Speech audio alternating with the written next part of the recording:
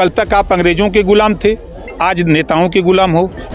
सपा के गढ़ में राजभर ने भरी हुंकार, लोकसभा चुनाव के लिए एनडीए कुनबा हुआ तैयार। आजमगढ़ भी गढ़ था न, खत्म हो गया न। सपा के ही गढ़ में ओम प्रकाश राजभर ने अखिलेश यादव को दे डाली चुनौती, अब होगा बवाल। तो समाजवादी पार्टी जो 2017 में हश्र था, उससे भी बदतर हश्र होने जा रहा है। ओम प्रकाश राजभर ने कहा कुछ ऐसा जिसके बाद सियासी हंगामा हुआ है। कम से कम 10,000 की भीड़। उत्तर प्रदेश के मैनपुरी के विकास खंड सुल्तानगंज के गांव लहरा में शोषित, वंचित, दलित और पिछड़ा वर्ग का जागरूकता महासम्मेलन हुआ।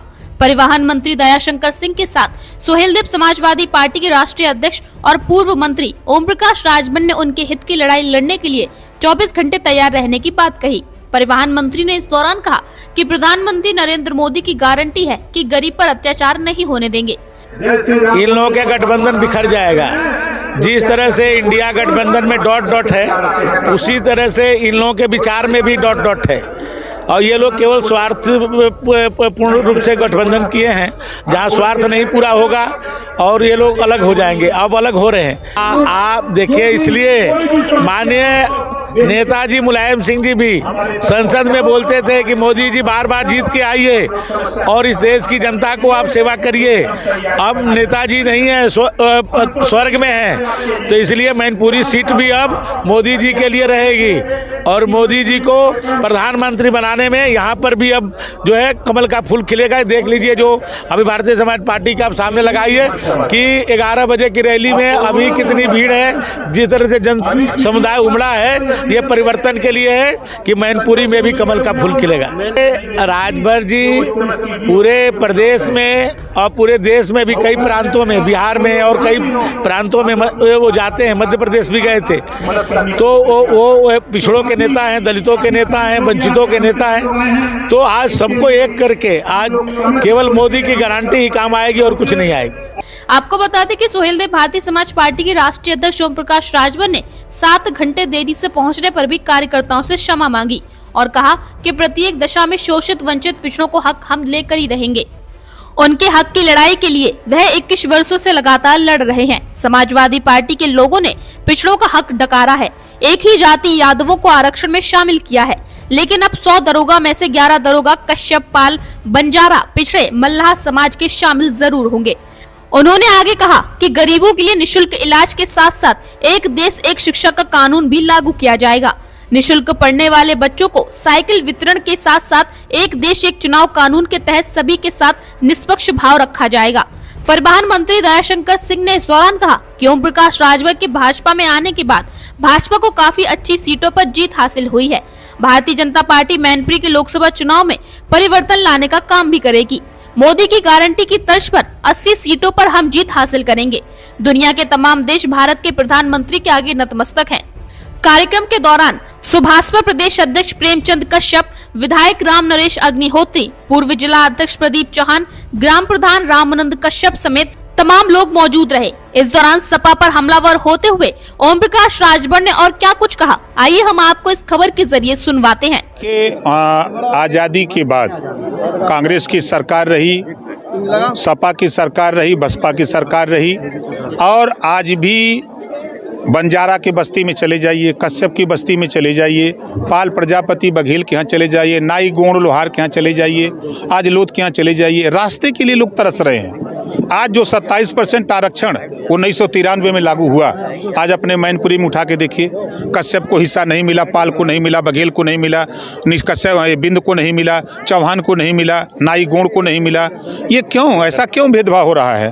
तो इनको जागृत करने के लिए हम लोग इसी तरह छोटे छोटे कार्यक्रम करके लोगों को जागृत कर रहे हैं कि आप अपने हक के लिए लड़ो। कल तक आप अंग्रेजों के गुलाम थे, आज नेताओं के गुलाम हो। उस गुलामी से छुटकारा लो अपने हक हिस्से के लिए। जो आज देश में गरीबों के उत्थान के लिए जो योजनाएं बन रही हैं, वो योजनाएं सरकार की, चाहे केंद्र की हो, चाहे प्रदेश की, चाहे माननीय नरेंद्र मोदी जी के यहाँ से हो, चाहे माननीय योगी जी के यहाँ से हो, दोनों योजनाओं लेकर के हमारे अधिकारी, हमारे नेता, मंत्री, विधायक सारे लोग गांव तक जा रहे हैं। योजना अब पूरे प्रदेश के हर गांव तक जाकर के उनको लाभ दिलाने का काम किया जा रहा है। पूरी सपा का गढ़ है, क्या कहेंगे? चूंकि जिस तरीके से मीटिंग है, ये कहा जा रहा है कि भाजपा आगे करके जो है चुनाव लड़ना जीतना चाहती है। अच्छा ये बताइए, आजमगढ़ भी गढ़ था न, खत्म हो गया न? ये प्रदेश किसी का गढ़ नहीं है, ये पहले ये पहले कांग्रेस का हुआ करता था। आप उठा के देखिए, ये कांग्रेस का गढ़ था पूरा प्रदेश, वो ख़त्म हुआ। फिर सपा बसपा, कुछ दिन सपा कुछ दिन बसपा।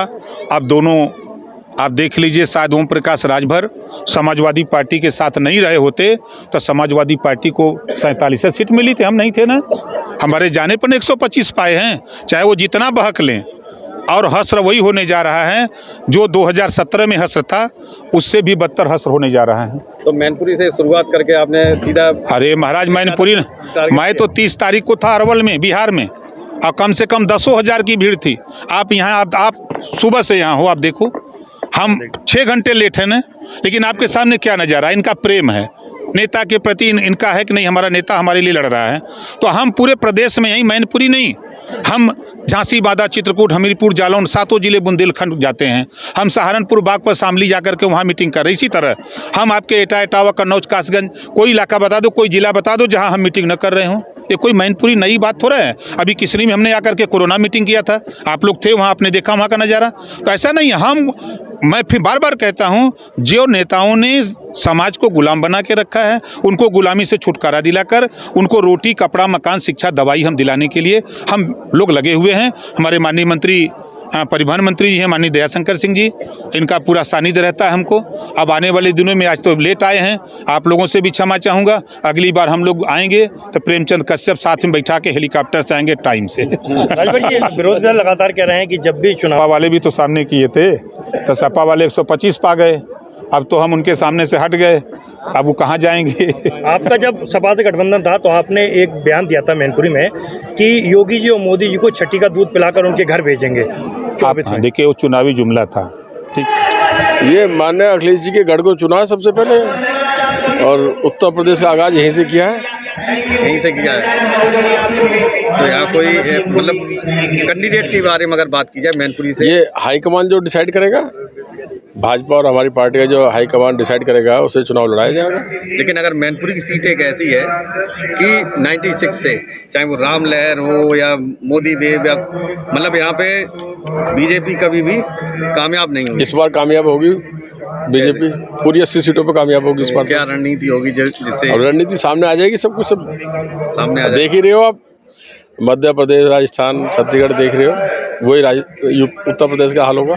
अखिलेश यादव जी को क्या टारगेट करेंगे? वो तो जो है मिस कारतूस हैं, वो फुस हैं, अब उनका कोई वजूद नहीं है।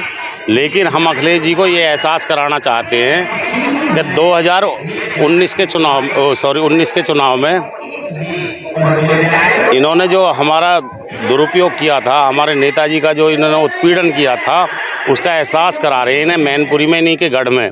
इनका गेट का, जैसे गांव में आप समझते हो घेर का ताला लगा दे, सांड अंदर ना बढ़ पाए, तो उसी तरीके से हमने इनके मैनपुरी में ही इनके गेट का ताला लगा दिया, जो ये बाहर ना निकल पाएँ, क्योंकि इन्हें आईना दिखाने का काम ओम प्रकाश राजभर जी कर रहे हैं। और अखिलेश यादव जी जो राजनीति, लूडो की राजनीति, और जो नवरत्न, जो उनके नवरत्न हैं, आप समझ रहे होंगे उनके कौन नवरत्न हैं, इन्हें लूडो खिलाते हैं और इनको जो गुमराह करते हैं, और इनको जो ज़मीनी जो वो सपने दिखाते हैं, ये कभी ज़िंदगी में, मेरी समझ से तो ये ज़िंदगी में कभी भी मुख्यमंत्री बनेंगे नहीं। और मैं ये कह रहा हूँ आपके माध्यम से अखिलेश जी से ये कहना चाहूँगा कि 2024 में अखिलेश जी कहीं भी अगर एक सीट निकाल जाएं